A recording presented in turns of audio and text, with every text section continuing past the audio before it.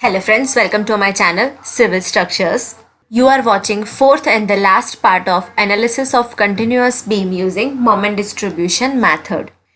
We have considered one continuous beam having 3 span. Basic procedure for MDM is here you can see. Step 1 and step 2 we have calculated in part 1, in which we calculate fixed moments and distribution factors. We have calculated support moments with moment distribution table. You can watch this in part number 2. In part number 3, we have learned how to draw bending moment diagram for continuous beam with support moments and span moments. And in this video, we will see how to draw shear force diagram for the continuous beam. See, here is the beam we are solving. These are the fixed moments. These are the distribution factor values. Here is the complete moment distribution table where we have calculated support moments. These are the values of the support moments. And here is a bending moment diagram for the continuous beam. Before starting video, please subscribe my channel for more updates. For academic consultation on civil engineering subjects, thesis or academic projects, you can contact me on civil.structures2018@gmail.com. If you like our videos and want to appreciate our efforts, then you can help with your generous donation on civil structures at UPI. Okay, now let's understand how to draw shear force diagram. Okay, now to draw shear force diagram, we need to calculate the reaction at each and every support. I am showing you how we are calculating our support reaction. At joint A, there will be a vertical support reaction. Let me give the name, that is RA. Now, for particular span AB, there is one another reaction that is called RB at B joint. But now, if you see here, joint B is the intermediate joint between AB and BC. So definitely for BC, it is also one another reaction because of the C. So what I'm doing, I'm giving the name RB1 and RB2, where RB1, which is depending upon span AB, and RB2 is related with span BC. Okay, now same process is for second intermediate point, and that is joint C. RC1 and RC2. RC1 is related with span BC and RC2 is related with CD. Okay, and the at last joint, it is R of D. Okay, so we need to calculate each and every reaction RA, RB1, RB2, RC1, RC2 and RD. Correct? Okay, now let me show you individually. First we are taking span AB. So what is the load there? 50 kilonewton with the 4 meter length of the beam. Correct? Okay. Now where are the reactions? Okay, if you see here at joint A, that is RA, and at joint B, it is RB1. One another things are here, and they are support moments that we have already calculated with the bending moment distribution method. So what is the value at joint A for AB? That is 25.08, definitely in anticlockwise direction, and 24.84. So I'm writing the values here, 25.08 and 24.85. Now we need to solve this beam, and we are calculating RA and RB1. Okay, so for this, first of all, we are considering that this particular system is in equilibrium. So that is why we are using our three equilibrium conditions, that is sigma H is equal to 0. First is sigma H is equal to 0. If you see here, there is no horizontal force, so eventually H is equal to 0. Now put V is equal to 0. Okay, how many vertical forces are there? RA plus RB1 is equal to 50. Correct? Because RA and RB both are in the same direction, both are going upward direction, and 50 kilonewton is coming in downward direction. So summation of RA plus RB should be equal to 50 kilonewton. With only two conditions, we cannot solve this two values. That is why we need to take one another equilibrium condition, that is moment about one particular point that should be equal to 0. So here I am taking moment about joint A is equal to 0. Correct? Okay. So which force will come in picture now? RB1 into 4. Correct? Force into perpendicular distance. That is clockwise or anti-clockwise? See here.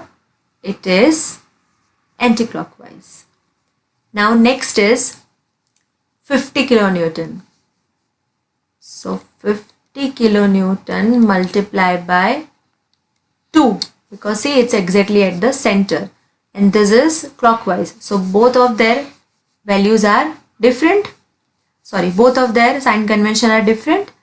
This is I'm taking minus and for this I'm taking positive. Anti-clockwise negative and clockwise positive. Okay. Now we are taking both of these moments, which is anti-clockwise and which is clockwise. If you see this 25.08, which is negative 25.08 plus the positive one 24.85, that should equal to 0. Now what will be the value of my RB1? Okay, so after the calculation for the span AB, reaction RB1 is 24.94 and RA is 25.05 kilonewton. Okay, now next we are taking one another span BC. So at BC we have two reaction, RB2 and RC1. Correct? See this? RB2 and RC1. Now what about moments? Support moments. What are the values? Let's see for BC and CB. For BC it is 24.84 and 44.29. Now we know that the external force is on BC is UDL with 15 kilonewton per meter. Correct? And span length is 5 meter. Okay. Now again we are starting with, there is no horizontal force, so I am not writing that.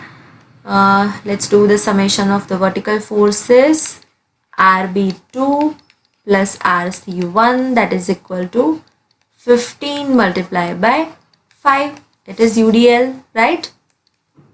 So eventually RB2 plus RC1 is equal to 15 into 5, and that is 75 kilonewton. Okay, now we are taking moment at B here. Okay, I am taking moment at joint which is on the left. So moment at B here. Okay, minus RC1 into 5, right? Plus the external load 15 multiplied by 5 into 5 by 2.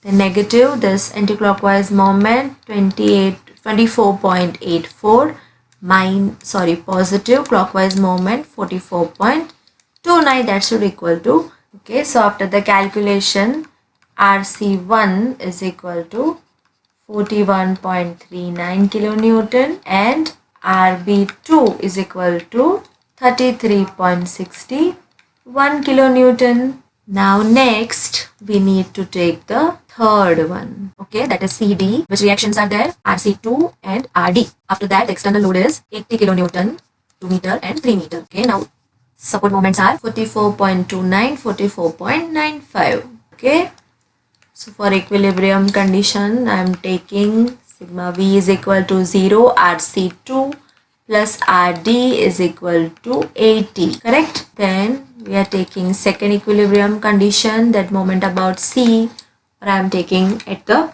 left joint is equal to 0. So for this RD is negative anti-clockwise, RD multiplied by 5 plus 80 multiplied by 2. I'm talking about this point load. Then minus negative anti-clockwise moment positive 44.95, that should equal to, okay, so after the calculation RD value is 32.13 and RC2 is 47.86 kilonewton. Okay, now write down each and every values. Reaction at A.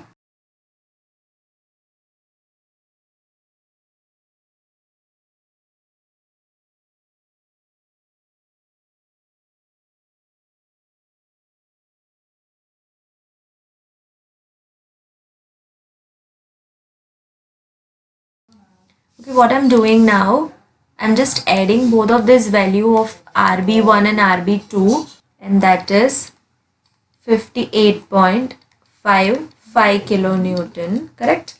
41.39 plus 47.86, that is 89.25 kilonewton.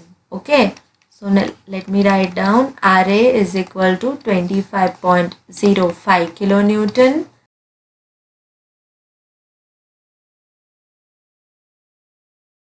Okay, so this is how we determine each and every reactions. Okay, now let's draw the shear force diagram, right? Shear force diagram.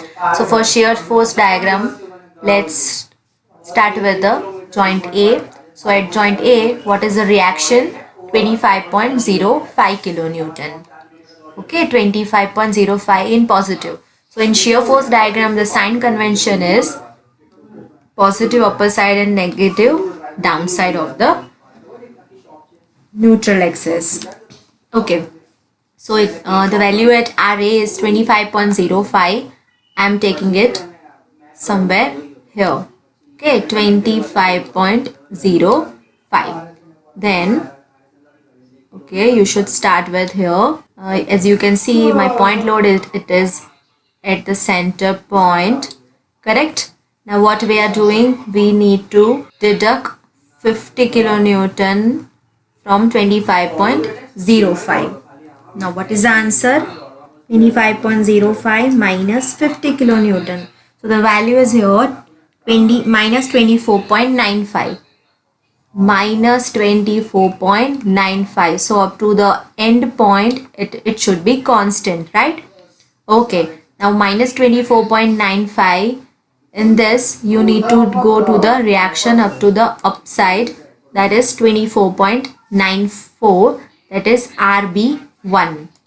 Okay, so now minus 24.95 plus 24.95, it should go to the upside and it will give you 0 value. Okay, now to go upside, we need to add here R2 value. What is R2 value here? Sorry, RB2 value here, that is 33.61. So 33.61, it is somewhere here, more than 25.05. So that value is 33.61. Okay, so 33.61. Now we are entering into the span BC. Span BC is having UDL, so it is having two triangle, upper side and bottom side, upper side and bottom side, right? Now it should be, this value should be deducted. So how much value we are deducting here? 33.61 minus the load on the BC. So how much is the load? 15 multiplied by 5. So what is my answer here? 41.39. 41.39 is in negative value. So I am putting it somewhere here. 41.29, and I can join this two line. Okay, so this is 41.29. Now up to reach this particular point, we need to add RC1, and that is positive 41.39. Now you are adding minus 41.39, sorry, plus 41.39. that means it should be, that means it is. So now we are reaching at the neutral line. Now our now to move upward direction, because now RC2 reaction is acting here, and so just we need to add RC2 here. RC2 value is 47.86. So that is definitely more than 33.61. So because of the lack of the space, I am just showing it here. You can draw it as upper side of the 33.61. So what I'm doing here, I'm just join the point 47.86 47.86, right? Okay, now because it has a point load, so it should be constant up to the point load. Minus, you need to deduct 40. So here 47.86 minus 80, correct? That is minus 32.84. So I'm writing it somewhere here. I'm giving the point somewhere here, 32.14, right? When now you are reaching, it should be constant till here at the end joint 32.14, and you just complete the diagram. Why? Because RD reaction, you need to add minus 32.14 plus 32.13, so it is 0 only, correct? This is 0, correct?